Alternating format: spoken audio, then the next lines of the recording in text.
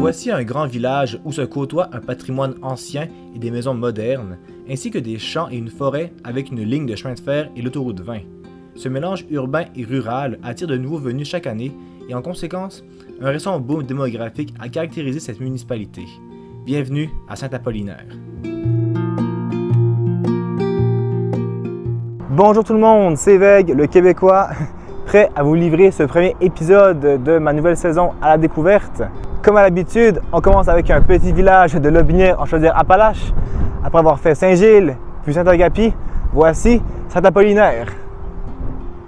Saint-Apollinaire a été fondé comme village en 1854. De nos jours, la population de Saint-Apollinaire est d'environ 8000 habitants. On peut donc plutôt parler d'une petite ville plutôt que d'un village. Surtout qu'il faut savoir qu'entre 2016 et 2021, la population de Saint-Apollinaire est passée de 6000 à 8000 habitants, ce qui en fait une croissance de 30% de la population. Ce taux est le plus élevé au Canada parmi les villes de 5000 habitants et plus, entre 2016 et 2021.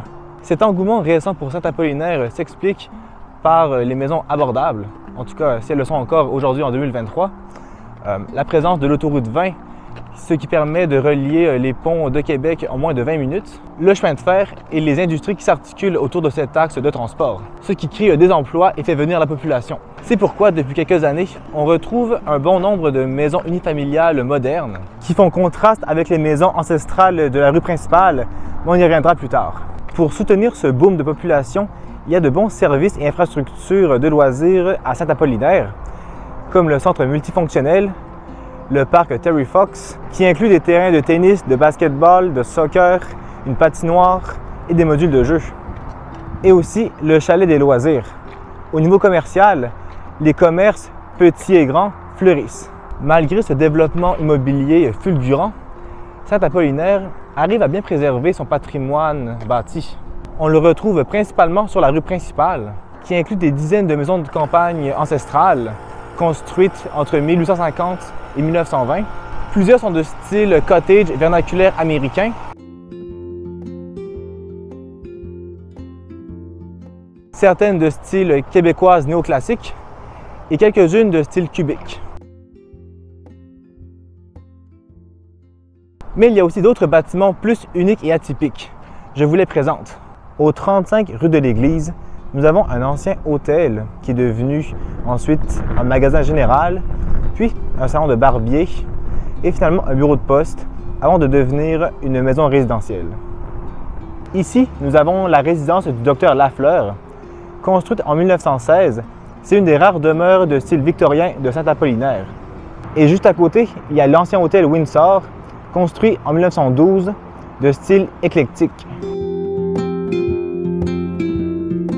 À l'extrémité ouest de la rue principale, où commence le rang Gaspé, on retrouve une vieille ferme ancestrale qui date de la deuxième moitié du 19e siècle. Voici l'ancien couvent de style Beaux-Arts. Autrefois, de 1921 à 1973, les sœurs Notre-Dame de Bon Secours dirigeaient le couvent et s'occupaient de l'éducation. De nos jours, le couvent abrite la bibliothèque municipale et certains commerces. Finalement, il reste bien sûr l'église de Saint-Apollinaire. Construite entre 1855 et 1858 par les frères François-Xavier et Prime Belland et agrandie en 1912, l'église de Saint-Apollinaire présente un intérêt patrimonial pour sa valeur architecturale.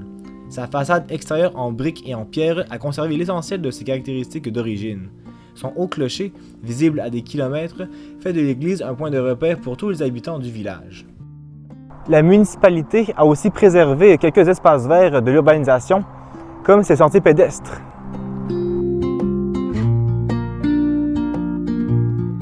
Allons faire un petit tour dans ces sentiers-là.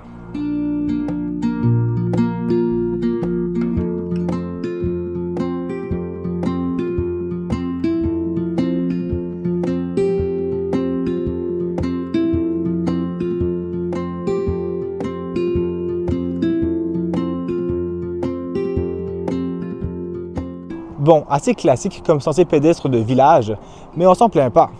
Sachant que l'hiver, ça devient des pistes de ski de fond et de raquettes, et que c'est toujours agréable d'avoir un espace vert où se promener pour s'éloigner de la ville et se rapprocher de la nature et de la forêt. Ce que je retiens de Saint-Apollinaire, c'est que c'est un village en pleine croissance, mais on dirait que la municipalité arrive à préserver son patrimoine et ses espaces verts de ce développement urbain. Je ne sais pas si Saint-Apollinaire est un exemple en la matière, mais c'est ce qu'il faut faire et elle le fait mieux que d'autres anciens villages. Si ce premier épisode de ma saison 3 de ma série À la découverte vous a plu, n'oubliez pas de vous abonner à la chaîne et de mettre la cloche si ce n'est pas déjà fait. Et comme toujours, on met un pouce bleu, un commentaire et on partage la vidéo. C'était Veg et à la prochaine pour une nouvelle vidéo.